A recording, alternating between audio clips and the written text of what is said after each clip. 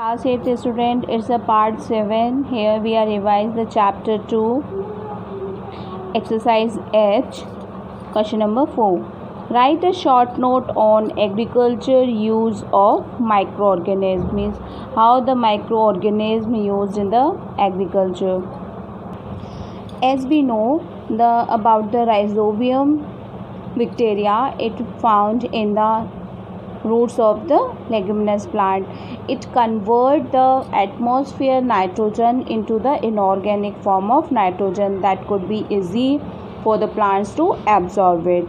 It's the first beneficial use. And second, the bacteria which are found, that is decomposers. These are helpful to decompose the dead and decay part of the plant. And the third thing is that these decomposers act as a cleaning agent for the field. Means if they are not present, then that part of the plants and animals cannot be finished out. They compose a garbage. They collect as a garbage, and the earth look like the dump of garbage. So these bacteria are helpful in the agriculture use, as their rhizobium is helpful for the nitrification, and decomposers act as a cleaning agent. So they are helpful for the plants.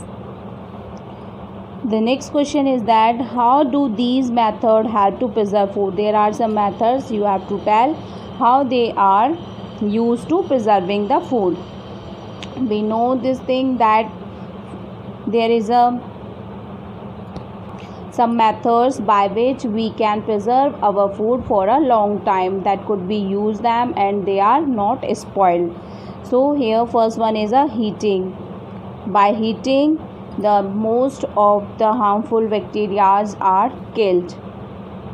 By heating, most of the harmful bacteria are killed. And after cooling them, we can preserve them. Like the milk, first we boil the milk at a high temperature, so all the microbes getting killed, and then we preserve it and consume it. It is now microbe free. Second is a sun dyeing. Sun dyeing, by the food materials are kept for the sunlight for some time, by which the moisture contained by the food items can be removed. And if there is no moisture, then the food items are light weighted. If the moisture is not present there, so it can easy to store them. And second thing is that if there is no moisture, then it's a less chances of the microbial growth, because we know this thing that microbes need a moisture and optimum temperature for growing it. If they are moisture free, then our food will be safe for a long time. Like we do this at a home practice, that in the like pulses and the flour and grains, we are keeping them in sun dyeing before storing.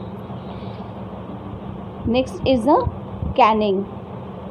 In canning, what we do, after heating, packed in airtight container. We know this thing that by heating, most of the microbes killed at a high temperature, and after that when it cools, then they are packed in an airtight container and used for a long time, that could not contaminated by the pathogens or the microbes. Fourth one is adding chemical preservative. So by adding chemical preservative, also food item can be prevent from the spoilage, just like sodium benzoate and sodium metabisulfate. They are added to the jams and jellies or the fruit juices which are packed, and they could be prevent from the spoilage for a long time. So this is known as chemical preservative for the food items. Thank you class. We continue in the next part.